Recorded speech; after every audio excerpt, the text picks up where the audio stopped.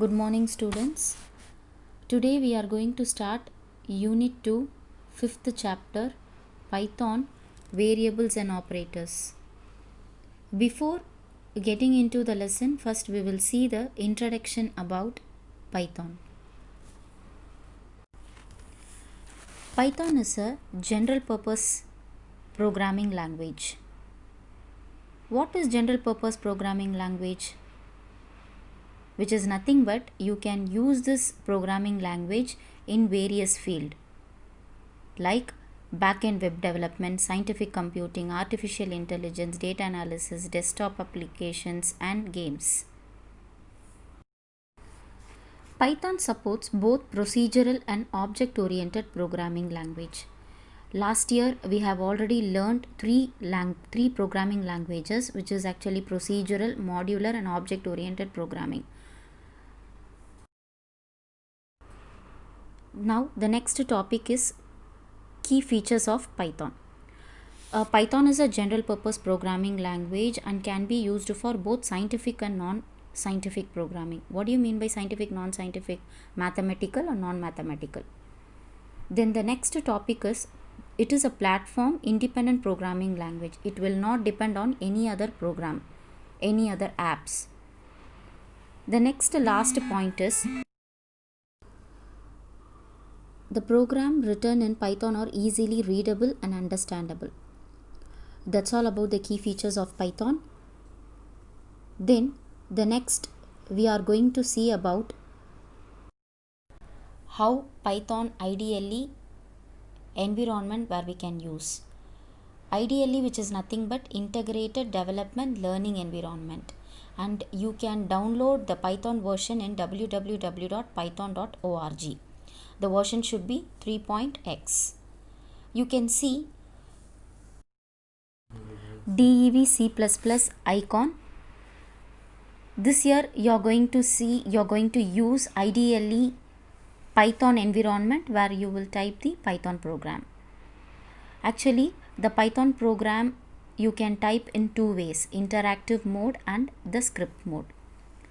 Interactive mode, which is nothing but it is kind of a simple calculator. If you are double clicking this IDLE Python, you will get a page. This page is actually called as a shell.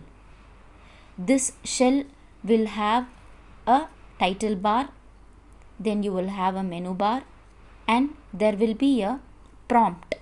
This 3 greater than symbol, which is actually called as a prompt, Python prompt, which indicates that interpreter is ready to accept instruction, which is nothing but you can give any number, any values, which will act as a simple calculator. Now we will see an example that how to type in a interactive mode. I am giving a value here and receive the output immediately on the next step. And also you can give a value like a is equal to 10, b is equal to 24 and c is equal to a plus b. These a and b value will be added and you have to type print so that you will get the output on the interactive mode itself, which is nothing but this interactive page itself. You will get the output. C value is 34. Then the next mode is script mode.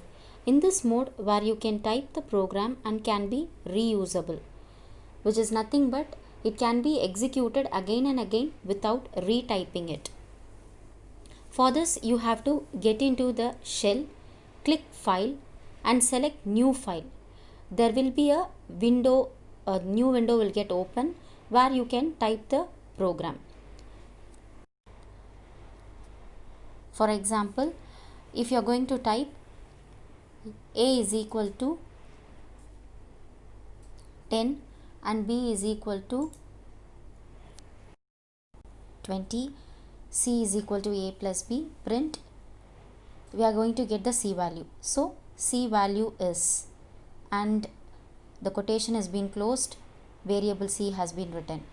Then finally we have to select file, save as, give a name I'm going to give a name program1.py. This extension is very important. It tells us Python program. Then once you have typed it, you have to run this module.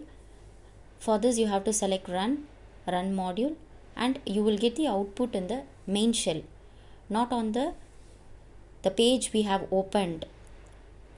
We will get the output on the shell. You can see whatever like changes you are going to give here, b is equal to whatever the value if you are going to change, you will get the output only on the shell, where you can see c value is 40.